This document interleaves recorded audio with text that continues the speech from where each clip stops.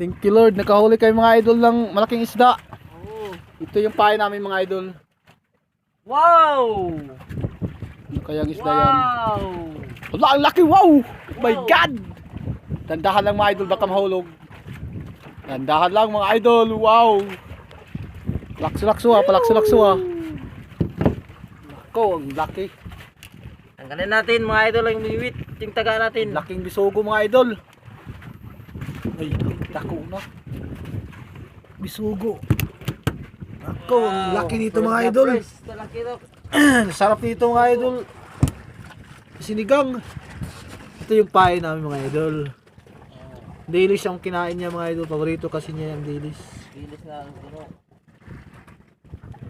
Ay grabe mga idol, ang laki. Talagang fresh na fresh yan. Wow. Sa Maynila mga idol, doon pa ako nagtatrabaho mga idol, ang mahal nito mga idol.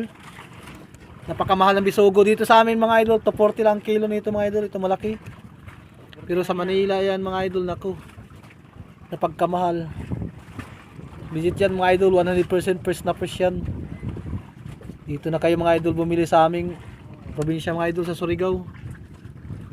Fresh ang mga isda dito mga idol. Deliver sa Manila, punta na biyahe, punta na Plete. Diyan sa Maynila mga idol, mga isda hindi sariwa na mga idol. Dumadaan muna sa yelo. Naka yelo na mga idol. Pero dito sa amin mga idol, talagang legit yan. Napaka-fresh yan mga idol. Ilagay na natin siya sa kanyang lagayan.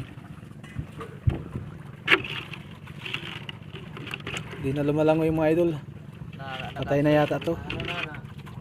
Nalunod na siya mga idol. Sana makahuli pa tayo mga idol. Ayan na naman tayo. Malaking bisugo.